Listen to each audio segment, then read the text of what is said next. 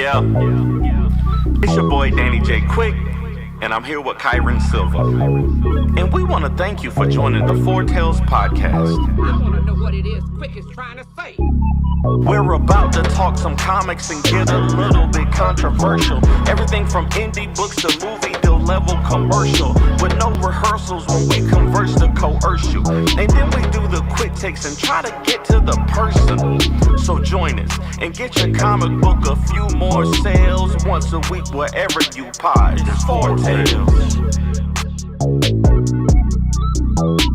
Once a week wherever you pod. It's Four Tales.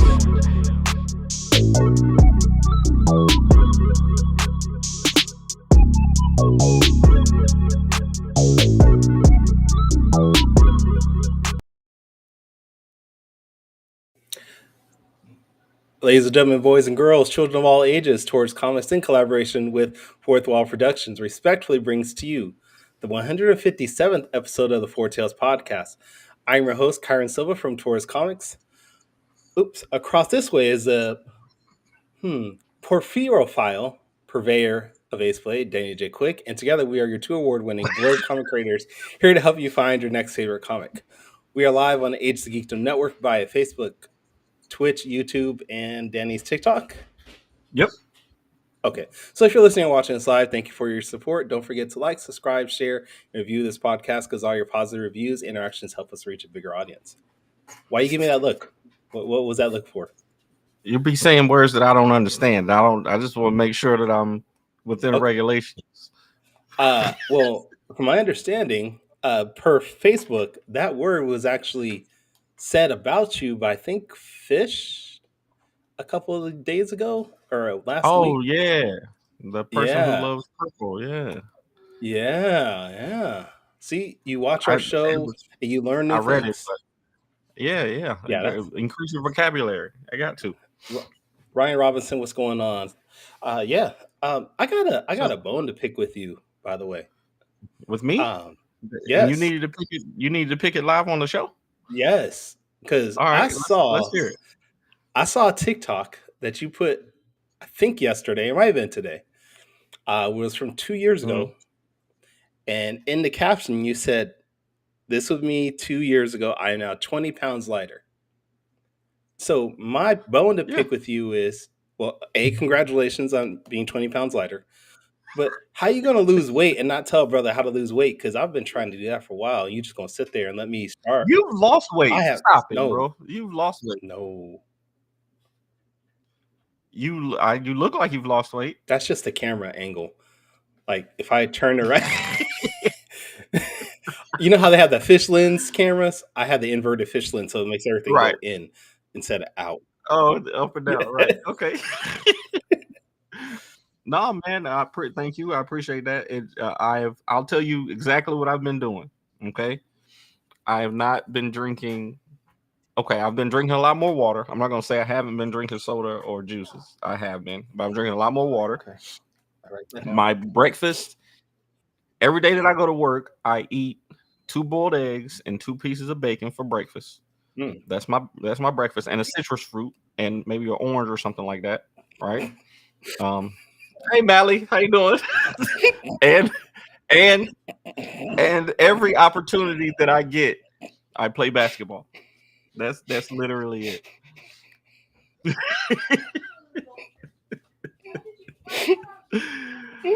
For those of you in the audience wondering why Kyron is dying of laughter, this is kind of, it's not an inside joke because there are people in on the joke. And it's every time. People are in on the joke. What's up, Mally? Shout out to Kyron, who has a live Kickstarter for Lumberjacks right now. Lumberjacks, the graphic novel, is live on Kickstarter, and Kyron definitely created that character. Hey, we're doing good too. Are you doing okay? How you doing? Hey, the Lumberjacks Kickstarter is doing great. We're at 5,389. We are 2,000 over a goal. Hey. We got 20 days left in the campaign. Jax is holding it down. All right, holding it down. Have you been doing good, brother? I've been all right. I had to make a decision the last couple of days that I had to cut back on some things. My my sports podcast that I do every Wednesday for ESPN 1320. I'm gonna have to cut back on that just because convention season's popping up. You know how it goes. It just takes a lot of time. Plus, the stuff I need to do for a museum is increasing now that I'm getting more responsibility with this role. So I got to cut back on something, and I can't cut back on this. I love this. Not that I don't love sports, but this is my baby. I put this together. So this is your show. This is literally is your show. We're gonna change this to the Jax the Jax show. Jax Tales podcast. Yeah, let's do it. Ace and Jax podcast. Oh man. Yeah. Convention season. Ryan's in Ohio, right? Is he near Ohio? Yeah, okay. I think so. So we won't see him at Heroes Con next month, but I will see you. Yeah. Yep, I'll be there. All right. I will be there. All right. You gonna meet me at the airport? No, I'm not doing that, but I'm coming to your Airbnb, wherever it is. Wherever you're staying, I'm coming to meet the family for sure. Well, it's just my wife and I going. I cannot afford to bring the entire family. No. You could afford it. You could afford it, but I understand wanting to get away with your wife. I understand. I think our Airbnb is like 5 minutes away from the arena or the convention center, so we're good. That's awesome. Yeah. That's awesome. That's awesome. All right, you want to bring in a guest? Speaking of couples and getting away, our guest this week. That was a weird segue right there. Hey, you gotta do it. You gotta do what you gotta do. you gotta do what you gotta do. Child's Play Comics, my man, Joe Soliz. I'm still jamming out to that intro song, man. That's like the best intro song I've ever heard on a podcast. Right? A lot of people don't know. I was supposed to do that season 2. A lot of people don't know that song is produced by Danny's little brother. Yeah. I don't know but his producer name is Quicks Made It. That's why it says y'all don't know Quicks Made It in there, and that's Danny on the lyrics right there. Yeah, gotta do it. Nice. Do it. The lyrics are pretty perfect too. So Kyron pressured me. I had said on the show that I was gonna do it, and I like to try to be a man of my word. But Kyron, it was supposed to be done in like season 2, and it took me 2 more seasons to do it. But Joe, welcome to the show, man. I know. You run Child's Play Comics. You are an indie comic book publisher like the both of us. Based in Texas, right? Yes. Mm-hmm. Yeah. And his address is no. Can I just say I'm super excited to be here with 2 men who I admire. I follow your work. You know, Danny over here is veteran, fellow father, fellow man of faith like me. You got Kyron over here, who's the richest man in California, according to Fishly. Yep. So right. I'm in good company. I was excited whenever we put this together.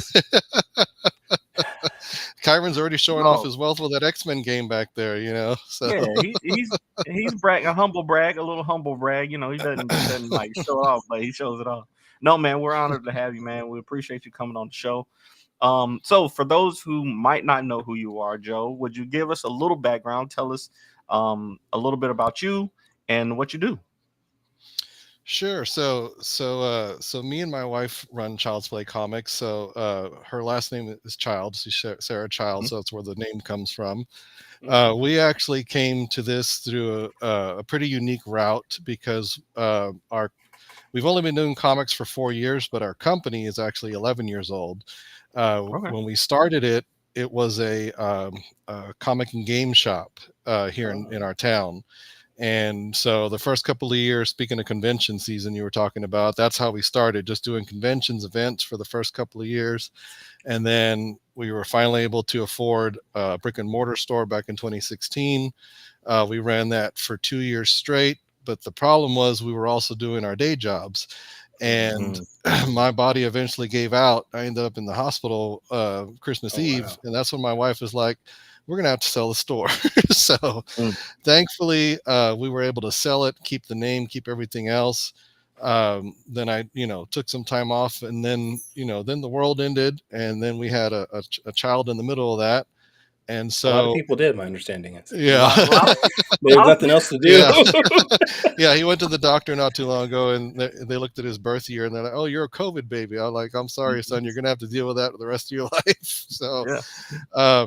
But yeah, in the middle of the pandemic, one of my best friends from college, he's an artist, and he was like, "Hey, you know that idea we've had for the last 20 years. You actually want to do it. You actually want to put a comic out." And so we did, and we just, just family and friends first. We had a website set up, and it worked. And then we were like, okay, that was fun. Are we going to do it again? And then we started planning, and it was kind of a struggle at first because since we had a newborn, we couldn't really get out at first. And then slowly, as the world started coming back, 2023 is really when we came back to the con circuit and started going out again, and getting tables and whatnot. So we've been hitting it pretty hard for the last couple of years.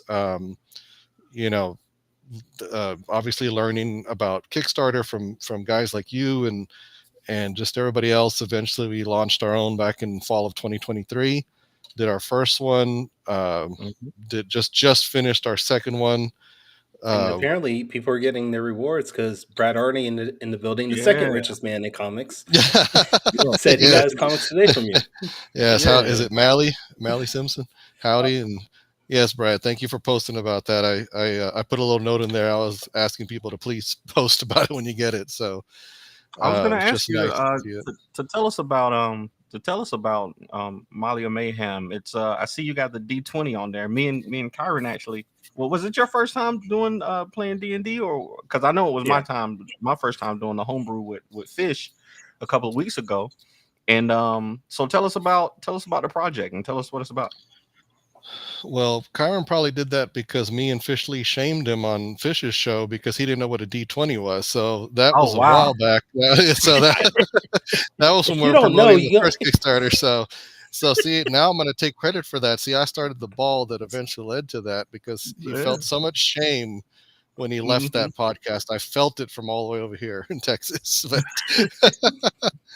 But anyway, Malia actually is the mascot of our company. She's essentially a kid version of my wife because my wife loves tabletop games. She loves cosplay. She's going to Comic Cons, and that's all wrapped up into Malia. And we've had that idea for the character since she was a mascot. I even had an artist friend of mine do just a simple one-page origin story for her that we printed up on a poster, and it was up in the shop. And people were always like, "Well, that's pretty cool. Like, it's just her origin story. Is it ever going to be a comic?" And the funny thing is, running a comic shop and like trying to decide to actually create a comic were two totally different things. Like, it was just so funny that back then it never even came up. Of course, I had artists in my store, and I was just, I guess, so busy just trying to learn how to sell other people's comics and make the store run well, which it did. And that's why I feel like we were blessed to be able to sell it and not just shut it down, because we actually walked away with money in our pocket from that. So fast forward to when we were making these comics, after I did the first one with my friend, which we'll talk about in a little bit. My wife was like, well, we're going to try one with Malia. And so my wife and I basically took the idea of the origin story, which is this little girl, she goes to a Comic-Con, she finds this magical D20, and it teleports her to a world where every tabletop game she loves comes to life. And there's this mischievous creature called the Troll that's going to each game, and basically he's like trying to steal the candy from the game. It's very all ages, very family friendly thing. And so as he's messing the game up in the game world, when people are playing that game in the real world, that's when we were like, well, people were like, oh, well, this game is broken, like it's not working or whatever.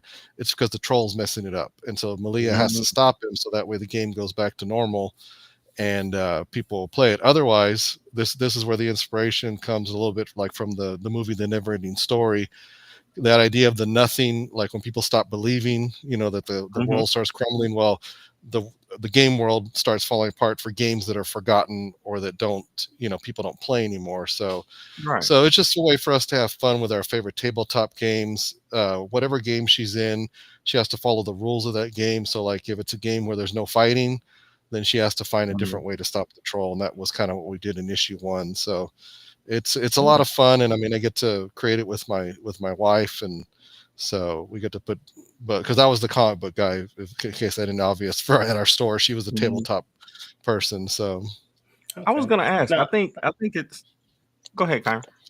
Well, I was going to say it's a little bit off topic now, but now I'm intrigued because you're saying Malia is based off of your wife. But I do remember reading the How to Hunt a Hero. There was a character named Joe who gets like all infused all these powers, and he happens to love comics. So is that based off of you then? Yeah. So so Okay. yeah. So You guys so just how put to, yourselves into it. yeah. So How to Hunt a Hero. Oh Absolutely. yeah, we do that a lot. Trust me. Like we have so many comics between me and my friends that we're all characters, because we figure why not, right? It's the ultimate, right? What you know is right. Who Yeah. you know. Mhm. But yeah. So this is How to Hunt a Hero. This is the one that.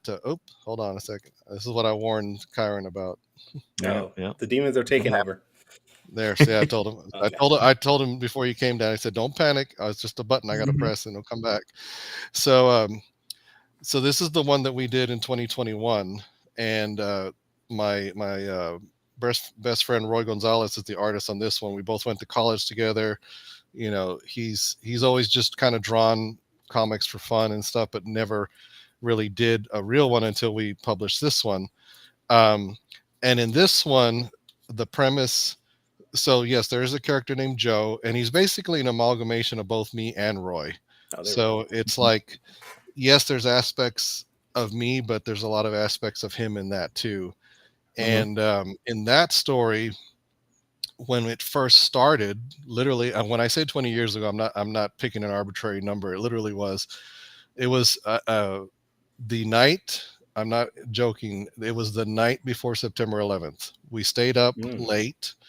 We were like sitting and drawing out ideas, and I'll never forget that I slept through my morning classes because of that. And so I didn't hear about the attacks until later that morning. My grandmother, she was still living at the time. She actually called me and was like, "Hey, you okay?" And I'm like, "Yeah, I just slept in. What's wrong?" Like, and she told me what was going on. So unfortunately, like that's the bittersweet memory of the creation of that comic, is that the reason I missed all that is because we stayed up creating this comic, you know. Wow. But back then it was, Joe was supposed to be the focus of that comic, but it was the traditional, like, you know, you have this guy who loves comics. He's got two best friends. Their names are Pete and Jerry, that are like, they're just a bunch of nerds. And again, it's all our friends, right? And so it was like, well, what would it be like if one of us got powers? How would the others react? And, you know, would we just try to support you right away? So it was a very, you know, it wasn't a new idea, but this was before the MCU, before, you know, both DCUs now, you know, before all the comic book movies that came out 20 years since. So when we decided to do the comic, we were like, well, that story of the person discovering the powers, you know, we kind of feel like it's been done, and we don't want to bring that out and people be like, oh, well, this is just Spider-Man, or this is just whatever, you know. So I gave Roy the idea. I was like, well, what if we flip it and we had a villain in the story? And I was like, what if we tell the story from her point of view? And so that's where the book actually used to be called Average Joe. That's where it was, a casual hero was the subtitle. So we changed it to How to Hunt a Hero, because this antagonist, which, I mean, she's in her armor here on the cover, but her name is Ava, which is short for Avarice. Yes, greed. We're just having fun with names. Her name is Avarice Greedy. She is essentially, we joke that she's basically like an evil, like Iron Man and Batman combined, because she has money because of her family, and she essentially learned, in her world there are no superheroes to begin with. But in her world, the creatures of legend do exist, like Bigfoot, the Yeti, the Loch Ness Monster, things like that. But they're the ones that have the powers in that world. And she figures this out. Like when she fights Bigfoot, she finds that he's super strong. And so she has to create these armors to combat whichever cryptid she goes after. Like she goes after the Yeti, he has ice powers, you know, things like that. So that was our crossover with Dan. Yeah, to kind of change it up a little bit. And so, you know, it kind of became like this evil game of Pokemon. You got to catch them all now, right? Like as much as you can. we tried to make her interesting to where it was like she doesn't win all the time. So when she loses, she has to go back and design a new armor. So that allows my friend Roy to draw new armors and have fun. And, he's always designing new pieces and stuff. And so we set the story in college and have Joe and Ava meet. And basically he's like the first person that, is nice to her, and like they kind of have a thing going, but this is where we kind of get in kind of like almost like a rom-com territory. But basically at some point she decides, oh well, he's a nerd, he loves comics, and and I've discovered this about our world, so what if I find a way to extract the powers of those creatures and basically put them into him and make our world's first superhero? And then I'm going to create the narrative for him. I'm going to be his villain to start with, but to where he doesn't know it's me. And then at some point when I've built his origin story, then I'll reveal myself and be like, hey, it was me all along. I basically made your dreams come true. So don't you want to be with me now? Kind of like that. So then it becomes the dilemma of that truly was what he wanted, but she did it to him against his will. So that's the moral gray area there. So that's where the story took on a new life for us. Like, okay, that's more interesting. Like, than just the dude discovering his powers. So I like it. There's another comic book creator, Sean Barbour, who does I Drive for Cerber. That would be a interesting crossover there. If she needs to get anywhere, she can catch a cab from I Drive from Cerber. And I know Sean and grab one of those cryptids. Yeah, that would be pretty cool. Chuck Pino who does what's that book that him and Sean do? Chuck used to live. Yes, yeah, and they also did the one with the little dude in hell. God, it's escaping me. I can Belial. see Belial. There you go, Belial. So I met Chuck at a Comic-Con here in 2019 because he literally used to live 20 minutes from me, and so he's the one that got me into this. In fact, I've told him that I'm going to get a shirt that simply says "It's all Chuck's fault," and just send it to him because now he lives in Canada. But oh wow, but yeah. If it wasn't for him, because he's the one that first told me about Comics Wellspring, and that you can print comics in the U.S. and stuff like that. So he kind of opened that door, and it stayed open for those next couple of years that after the pandemic started. So okay. Joe, I was going to ask you. I was going to because I'm always interested in different perspectives, especially with indie comic book creators. What do you think is the biggest difference between pitching mainstream comics like Marvel and DC, Image Books when you have your own shop versus having to kind of pitch your own stories? What is there a difference, and if there is, what do you think is kind of the difference between having to do that? Well, it's funny because I even before I had the shop, I came from customer service because I was a banker for so many years. So I took those learnings into the shop. The customer service is king. Treat the people the right way. Greet them right. So to your question, I remember talking about this once with somebody about when it's something that's well known, right? Like let's take The Walking Dead for example. It was still coming out at that time. When I opened the shop, I talked to some people who are shop owners and like, oh, well, you got to make sure to have the staples, right? You got to have the main DC heroes, the main Marvel heroes, and Walking Dead's big, whatever. But you know what? In my shop, Walking Dead didn't really sell beyond my subscribers. Like there was a few people who subscribed to it, and I would put a few on the shelf, to grab attention. But for whatever reason, just maybe the demographics in my area, they just were not interested in that. So I couldn't keep pouring myself into that book and hope that people were going to buy it. So I would, of course, like any other good salesperson, I would see what was selling and like concentrate because we're a small shop. I didn't have a lot of money to work with. I had to really like, we didn't have back issue bins, nothing like that. I had to really like, be careful what we kept on the shelf. So to answer your question about pitching, since there's so much media behind some of those bigger powerhouses, even Walking Dead, it had a show, and it still has shows that are behind it. So people would come already looking for stuff like that. Now, if there was an indie book or something, even some of the stuff that Image put out, if I checked it out, then I had to be ready to pitch that to them. For example, like what's that one that came out during that time? I Hate Fairyland. You know, that one was just coming out. It's a great book. You know, it's for mature readers. But you know, I had to kind of sit there and pitch it as if it was my own. You know, and so coming into my books now, you know, of course, I have to. Of course, when I pitched it to y'all a while ago, I had a longer explanation. But if I'm at a con, I've got to find a shorter way to say that. You know, like in 30 seconds or less. And that was something we had to learn. You know, because a few of my friends, sometimes we find ourselves rambling to the person at the booth, and they're just doing this, and you're like, I've lost them. You know. So, you know, but I just did an event on Tuesday. It was a school, and it was designed to where the kids were supposed to really only be at your booth for 2 minutes at a time, because there was so many.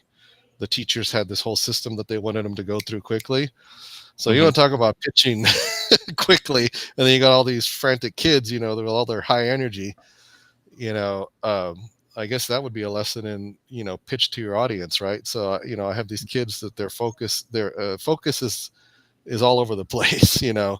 That short attention span that they got. Yeah, so some of them I would have to like grab them right away. And usually when I would, and I have a D20 on the table, usually I would try to say a few sentences, grab the D20 and be like, this is what she got at the con, you know. And so now they have something to look at. Sometimes they would grab it, and then we had a game for them to play so they could roll. So like, it's different strategies for you. You got to read, you know, again, coming from customer service, you have to read the person you're pitching to, you know, realize if you've lost them, then just back off and just stop, you know. Or if you feel like you've got them hooked, try to find a natural stopping point and be like, what do you think? You know, what do you like? You know, what do you think about that? Those kind of questions. I still struggle with that. I still struggle with it, but you know, Kyron's the master. Don't put that out in the universe. I am not the master at that, but I am actually doing an event. It's a career day at a kid's school, not next week, but the week after. So I'll be doing the same thing, talking to kids that are in elementary school about making comics. So yeah, I might have to get some pointers from you afterwards, maybe a little bit. You might have taken an energy drink just to match their energy. Probably. So what is the future in Child's Play comics? Like what's you just, like you said, you just finished a Kickstarter. What's coming up next for you? So this week I have been fighting with Kickstarter about getting the pre-launch page for this one going.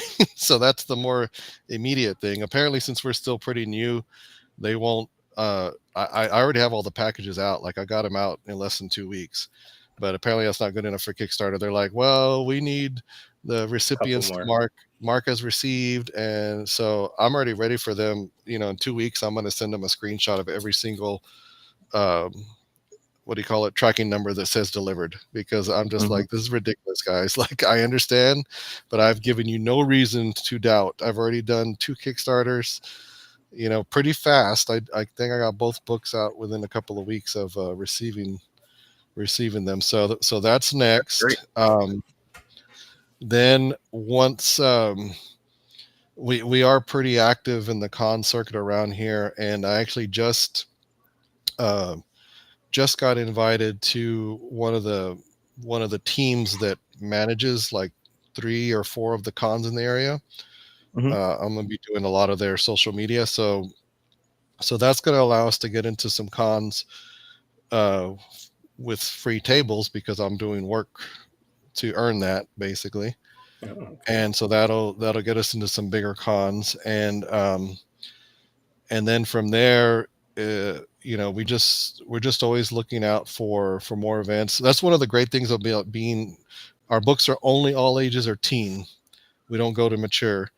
And so many of our events are either based in schools or libraries, and those are almost never any cost, or they will just simply ask, will you do a panel about how to create comics or something, you know, and we'll give you a free table. So that's helping us save some money and expand out there to the audience that we want. Like, one of the best feelings this year was a Comic-Con that was hosted. It's in a high school, which I thought, oh, that's cute. It's going to be nice. No, it was like a legit Comic-Con. Like they knew what they were doing. They put it on last year. We sold some Malia books. We came back this year with Malia #1, and the best feeling was a couple of kids coming up being like, oh, there's a new Malia. It's just like, oh, you remember? That's awesome. That makes it all worth it right there. So, once we finish with the summer con circuit, then I'll have a better idea of where the funds are, so I can do a Malia #2. So that'll come next.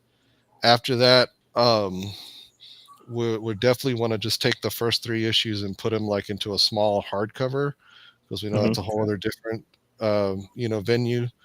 And then beyond that, it's just going to be like I always tell people: if the money's there, we'll keep going after that. If not, then we might have to stop for a while. But How to Hunt a Hero is going to have its issue 1 coming out, and then for sure issue 2, and then again, Roy and I will evaluate the same thing.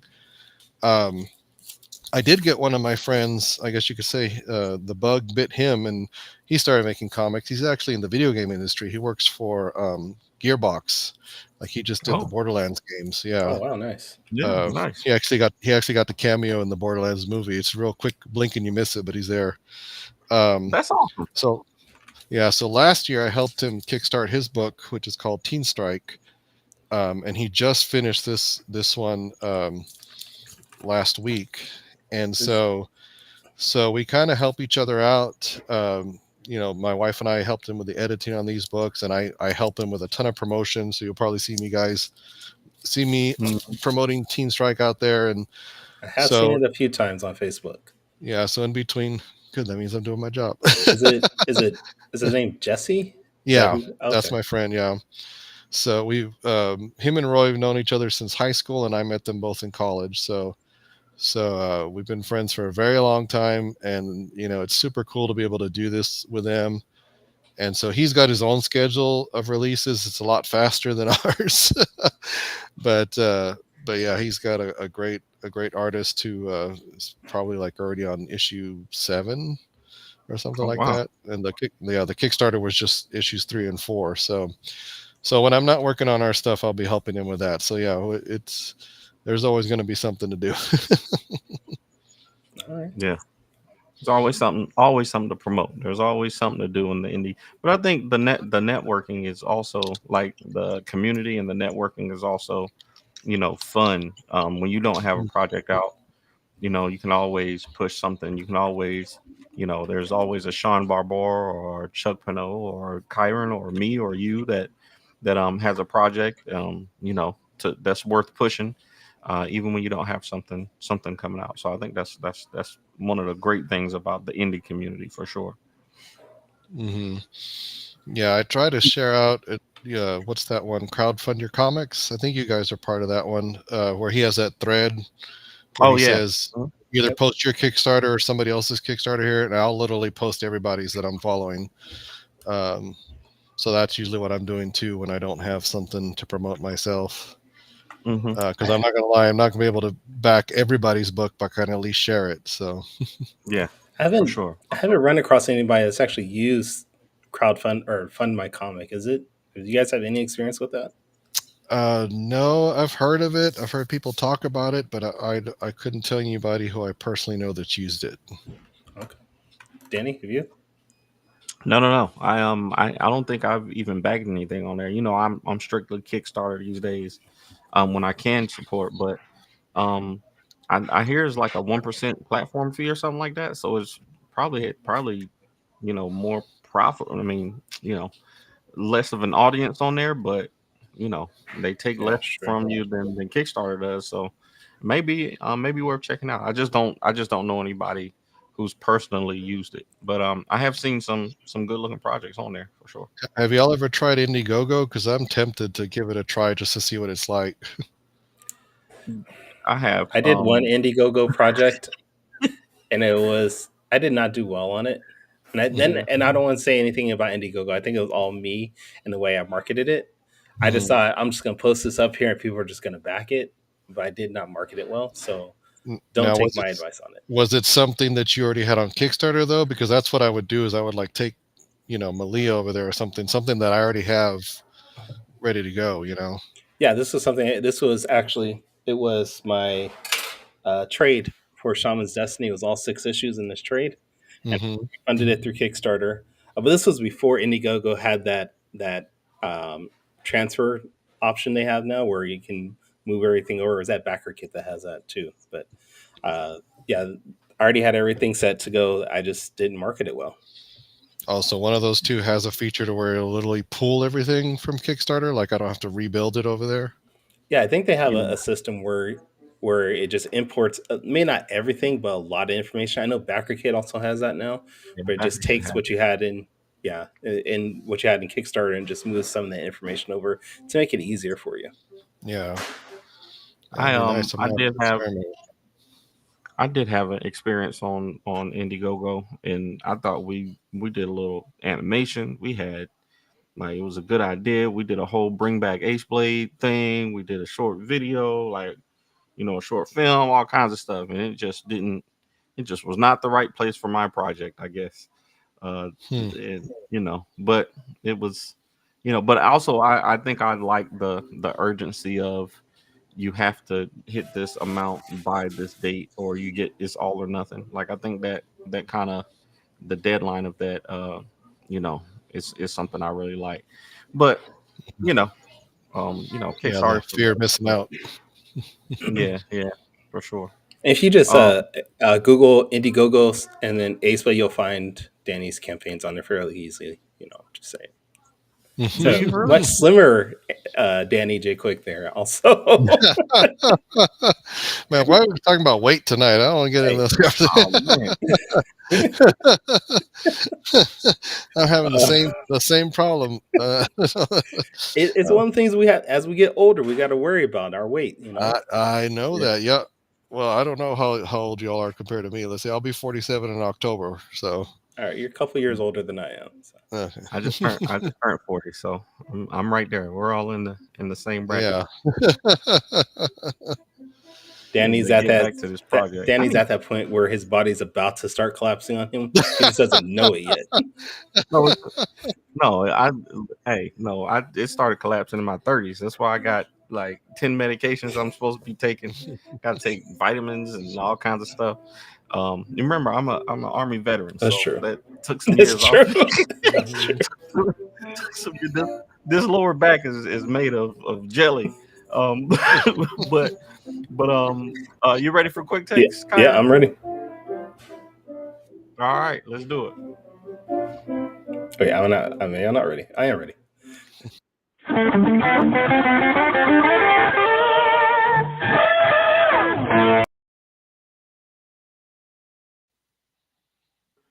All right, ladies and gentlemen. Joe, if this is the first time that you've checked out Quick Takes, Quick Takes is a rapid fire Q&A session where we grill our guests on their darkest secrets from the internet. No, we're just gonna ask a couple questions for our audience to get to know you a little bit better. You're gonna have 45 seconds. We're gonna ask you five questions, and you're gonna have 45 seconds each to answer them. Starting with question number 1. So we kind of approached this a little bit earlier, but I know that you have some history in the financial sector as a loan officer, right? Mm-hmm. Yeah, I was work at a well-known bank, and I want to know is there anything that you took from your time as a loan officer that helped you? What are the things that you learned there that helped you the most in comics besides the customer service that we talked about before?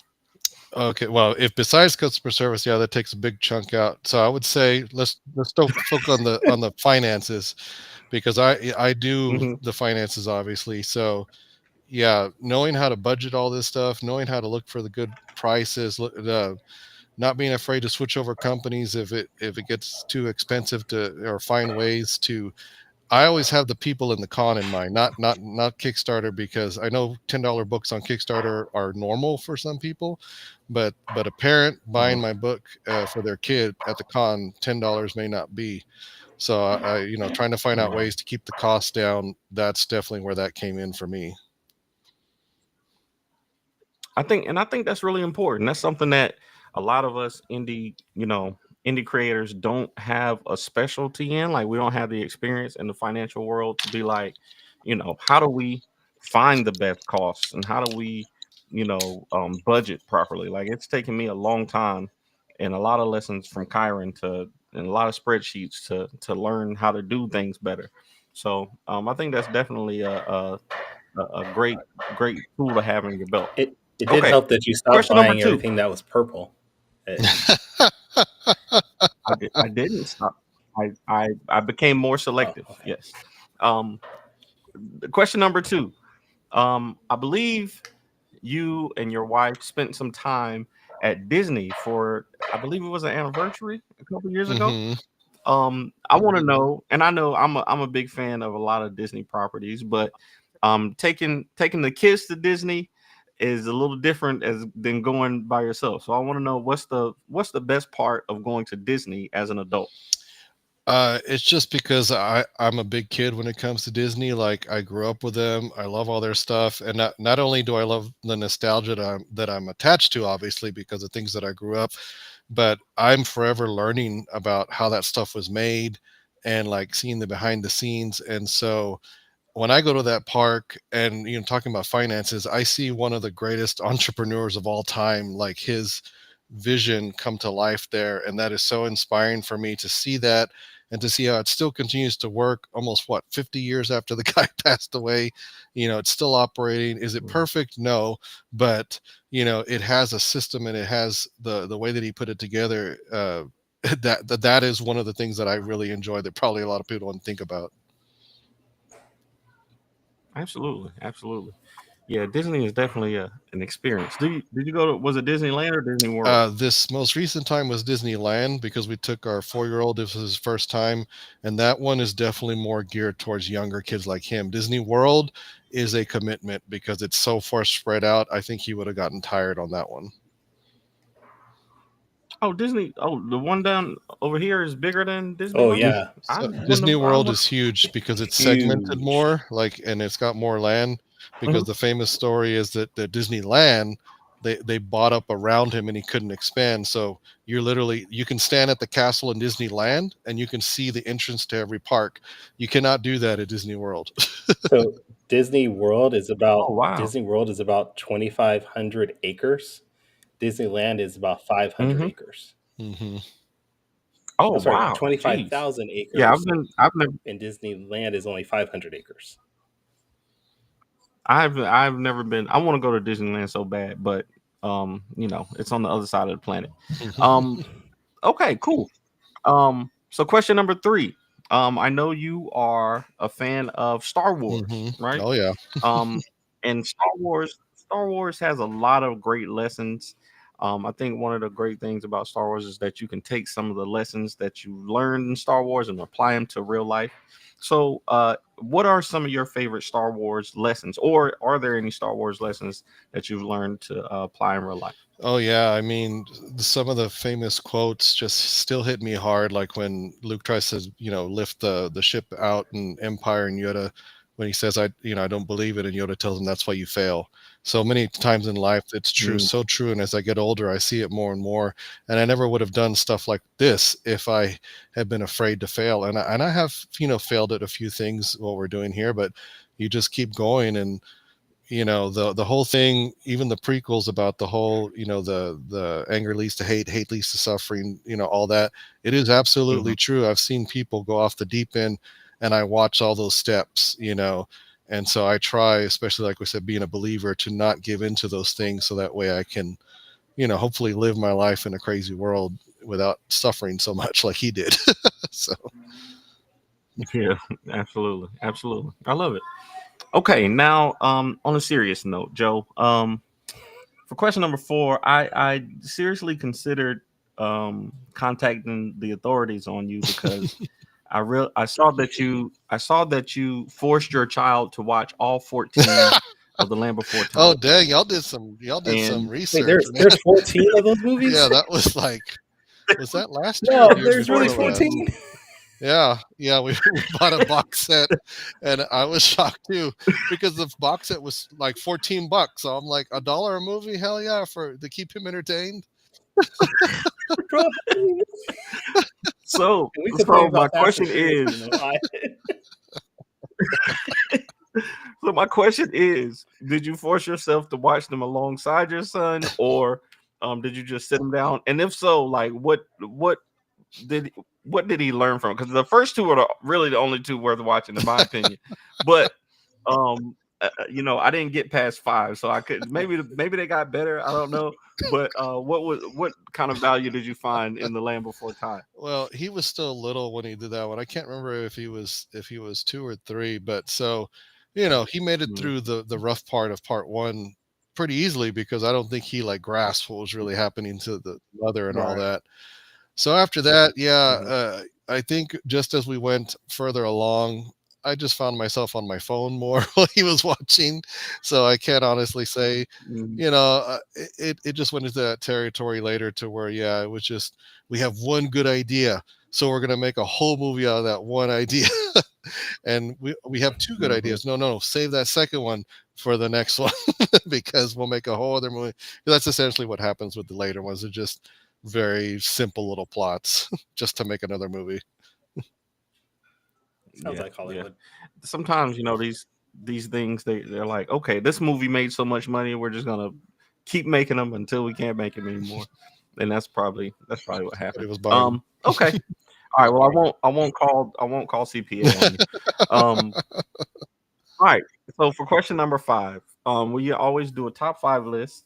For question number 5, because we have another show called Top 5 Live. Me and Jax over here, and we get our guests to do a top 5 list off the top of our heads. Now, I don't know when this was, but I saw a couple of pictures of you in some famous fictional vehicles. Oh gosh. So I know you're a fan of a lot of different of IPs and franchises like me. So I'm going to ask you, what, in your opinion, are the top 5 fictional vehicles? Now, this can be cars, trucks, planes, anything. Just top 5 fictional vehicles. Yeah, spaceships included, for sure. All right, so Millennium Falcon for sure. The Ghostbusters car is just so iconic. The Keaton Batmobile, just because that one is that whole movie's endeared to me. God, it's getting harder. Just 2 more. I'll go with the Enterprise because I don't love Star Trek as much, but that one is just so iconic, the shape and everything. God, number 5. Just to choose one. So many good ones. No, there are a lot of good ones, but I'm just trying to think. The DeLorean. The DeLorean from Back to the Future. The DeLorean. Yeah. That's a solid top 5 list. I mean, honestly, is there really a list that would be bad when we're talking about fictional vehicles? You just probably start arguing that can't be in the top 5. Maybe the next 5, but not the top. That's You're right. You picked a good 5. I think all of those, any of the 5 that you chose could have been somebody's number 1. I think so.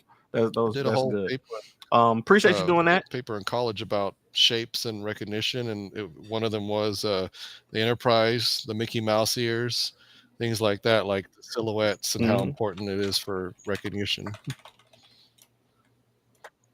Yeah, absolutely. This week, Quick Takes has been brought to you by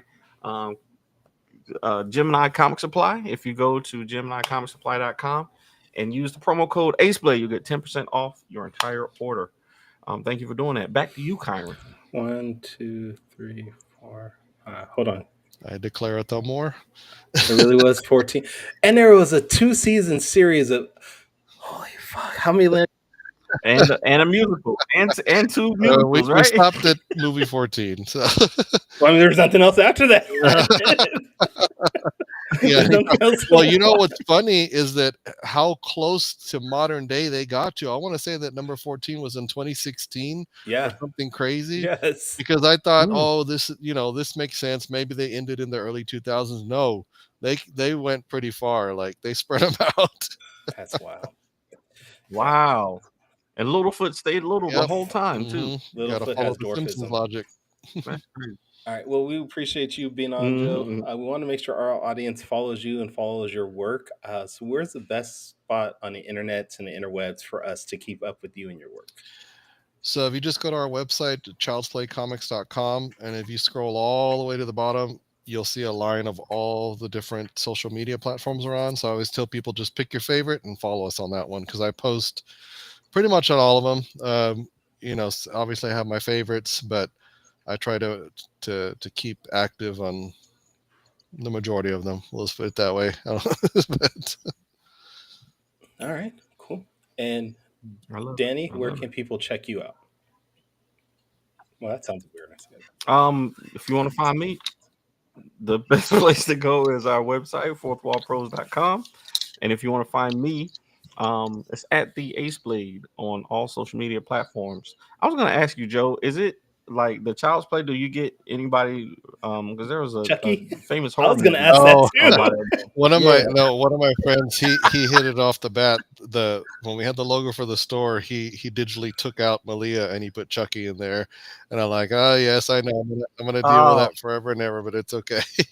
Although I am proud that if you search Child's Play Comics on YouTube, you will get some Chucky comic videos, but then we're like not too far down. So I'm like, hey, I can't ask for more than that. There you go. Okay, Kyron, where can people find you? You can find me at tauruscomics.com. I am on all social media platforms at Taurus Comics. And if this is the first time you've checked out our podcast, you can go to our website, that fourtailspodcast.com. That's number 4, TALES podcast.com. You can listen to our previous episodes. You can buy some merchandise, support us there. But join us next week, where we're going to have Uncle Fishley back on the show again to talk about his new series that's now on Kickstarter, Alice Lost in Wonderland. But until then, everybody, sayonara, goodbye, and please take care of yourselves. I